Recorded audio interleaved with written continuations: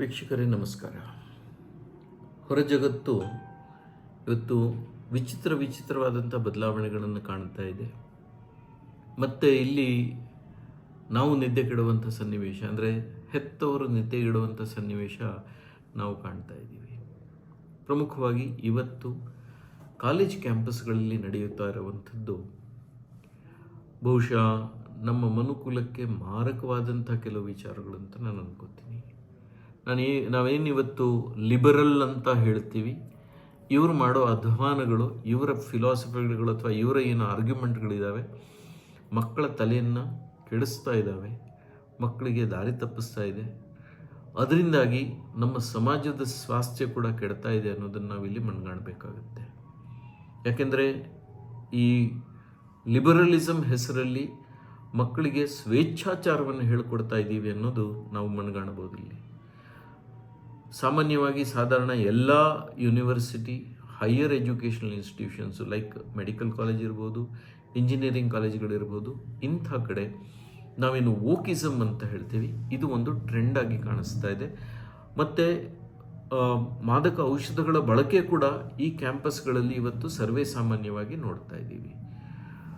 ಇಲ್ಲಿ ನೇರವಾಗಿ ಅವರು ಪ್ರಮೋಟ್ ಮಾಡದೇ ಇದ್ರೂ ಕೂಡ ಪರೋಕ್ಷವಾಗಿ ಇಂಥದಕ್ಕೆ, ಅಂದರೆ ಮಕ್ಕಳು ಏನು ಮಾಡಿದರೂ ತಪ್ಪಲ್ಲ, ನೀವು ಎಕ್ಸ್ಪ್ಲೋರ್ ಮಾಡಬೇಕು, ನೀವು ಜೀವನ ನೋಡಬೇಕು ಅನ್ನೋವಂಥ ಒಂದು ಆರ್ಗ್ಯುಮೆಂಟನ್ನು ಮುಂದಿಟ್ಟು ಮಕ್ಕಳಿಗೆ ಇಂಥ ಚಟುವಟಿಕೆಗಳಲ್ಲಿ ತೊಡಗಿಸ್ಕೊಳ್ಳೋದಕ್ಕೆ ಉತ್ತೇಜನ ಕೊಡ್ತಾ ಇರುವಂಥದ್ದೇ ಈ ಒಂದು ಲಿಬರಲ್ ಅಥವಾ ವೋಕಿಸ್ಟ್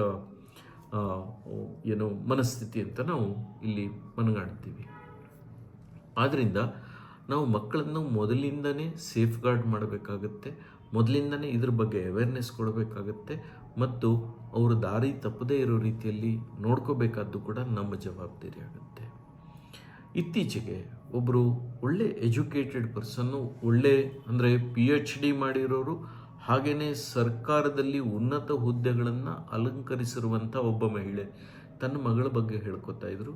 ಆ ಹುಡುಗಿ ಇವತ್ತು ಹಾರ್ಮೋನಲ್ ಟ್ರೀಟ್ಮೆಂಟ್ ತಗೋತಾ ಇದೆ ಗಂಡಾಗೋದಕ್ಕೆ. ನೋಡಿ, ಈ ವೋಕಿಸಮಲ್ಲಿ ಇದೊಂದು ದೊಡ್ಡ ಪ್ರಾಬ್ಲಮ್ಮು. ಮತ್ತು ಹೆಣ್ಮಕ್ಳ ಥರ ಇರಬಾರ್ದು, ಈಕ್ವಾಲಿಟಿ ಹೆಸರಲ್ಲಿ ನೀವು ಗಂಡು ಮಕ್ಕಳ ಥರ ಇರಬೇಕು, ಗಂಡು ಮಕ್ಕಳ ಥರ ಇರಬಾರ್ದು. ಸೊ ಈ ರೀತಿ ಮಕ್ಕಳಲ್ಲಿ ಅವರ ಮನಸ್ಸನ್ನು ಕೆಡಿಸಿ ಅವರು ಸಾಮಾನ್ಯವಾಗಿರೋದಕ್ಕೆ, ಅಂದರೆ ನೋಡಿ, ಸೃಷ್ಟಿಯಲ್ಲಿ ಸೃಷ್ಟಿ ನಮ್ಮನ್ನು ಹುಟ್ಟಿಸಿರೋದೇ ವಿಭಿನ್ನವಾಗಿ. ಯಾಕೆ ನಮಗೆ ಇಲ್ಲಿ ಬರೀ ದುಡ್ಡು ಸಂಪಾದನೆ ಒಂದೇ ಅಲ್ಲ, ನಮಗೆ ಪ್ರಕೃತಿ ದತ್ತವಾದ ಕೆಲವು ಜವಾಬ್ದಾರಿಗಳು ಕೂಡ ಇದ್ದಾವೆ.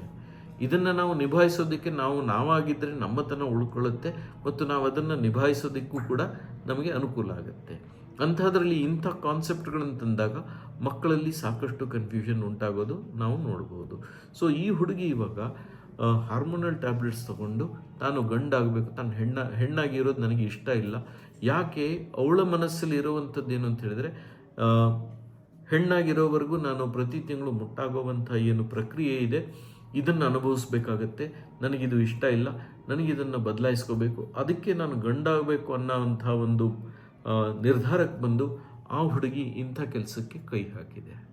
ಇದು ಮಾತ್ರ ಅಲ್ಲ, ನಾವು ನೋಡ್ತಾ ಇದ್ದೀವಿ ಎಷ್ಟೋ ಕಡೆ ಲಿಂಗ ಪರಿವರ್ತನೆಗಿರ್ಬೋದು, ನಾವೇನು LGBTQ+ ಅಂತ ಹೇಳ್ತೀವಿ, ಅಂದರೆ ಸಲಿಂಗಕಾಮ ಅಂತೇನು ಹೇಳ್ತೀವಿ, ಇವು ಕೂಡ ಕ್ಯಾಂಪಸ್ಗಳಲ್ಲಿ ವಿಪರೀತ ಹಾವಳಿ ಉಂಟು ಮಾಡ್ತಾ ಇದ್ದಾವೆ. ಮಕ್ಕಳು ಮದುವೆ ಆಗೋದು ವಿಚಾರ ಇರಬಹುದು, ಅಥವಾ ತಾನು ಸಂಸಾರ ಮಾಡೋ ವಿಚಾರ ಇರ್ಬೋದು, ಇವುಗಳಿಂದ ವಿಮುಖರಾಗೋದನ್ನು ಕೂಡ ನಾವು ನೋಡ್ತಾ ಇದ್ದೀವಿ. ಅಂದರೆ ಇದು ಸ್ವಸ್ಥ ಸಮಾಜದ ಲಕ್ಷಣ ಖಂಡಿತ ಅಲ್ಲ, ಇದು ಒಂದು ವಿಕೃತ ಮನಸ್ಥಿತಿಯನ್ನು ನಮಗೆ ತೋರಿಸ್ಕೊಡ್ತಾ ಇದೆ. ಆದ್ದರಿಂದ ಹೆತ್ತವರೇ, ಮಕ್ಕಳ ಬಗ್ಗೆ ಗಮನ ಇರಲಿ. ಯಾವ ಕಾಲೇಜ್ಗೆ ಹೋಗ್ತಾರೆ, ದೊಡ್ಡ ಇನ್ಸ್ಟಿಟ್ಯೂಷನ್ನು ಅಂತ ನೀವು ಅನ್ಕೋಬಹುದು, ಆದರೆ ಇಂಥ ಇನ್ಸ್ಟಿಟ್ಯೂಷನ್ಗಳಲ್ಲೇ ಇವತ್ತೇನು ಹ್ಯುಮ್ಯಾನಿಟೀಸ್ ಡಿಪಾರ್ಟ್ಮೆಂಟ್ ಅಂತ ಶುರು ಮಾಡಿದ್ದಾರೆ, ಇದ್ರ ಮೂಲಕ ಇಂಥ ಏನು ಎಲಿಮೆಂಟ್ಸ್ ಇದ್ದಾವೆ ಇವು ಒಳಗೆ ಬಂದು ಅಲ್ಲಿನ ವಾತಾವರಣವನ್ನು ಕೆಡಿಸ್ತಾ ಇದ್ದೇವೆ ಅನ್ನೋದು ನಾವು ಕಂಡುಕೊಳ್ತಾ ಇರುವಂಥ ಸತ್ಯ ಇವತ್ತು. ಆದ್ದರಿಂದ ನಿಮ್ಮ ಮಕ್ಕಳು ಯಾವುದೇ ಇನ್ಸ್ಟಿಟ್ಯೂಷನ್ಗೆ ಹೋಗಲಿ, ಅಲ್ಲಿ ಏನು ನಡೀತಾ ಇದೆ ಅನ್ನೋದ್ರ ಬಗ್ಗೆ ನಿಮ್ಮ ಗಮನ ಇರಲಿ. ಅದನ್ನು ಅಂಥ ಒಂದು ಇದರಿಂದ ನಿಮ್ಮ ಮಕ್ಕಳು ಹೇಗೆ ಸೇಫಾಗಿ ಹೊರಗೆ ಬರಬೇಕು ಅನ್ನೋದನ್ನು ನೀವು ನೋಡ್ಕೋಬೇಕಾಗತ್ತೆ.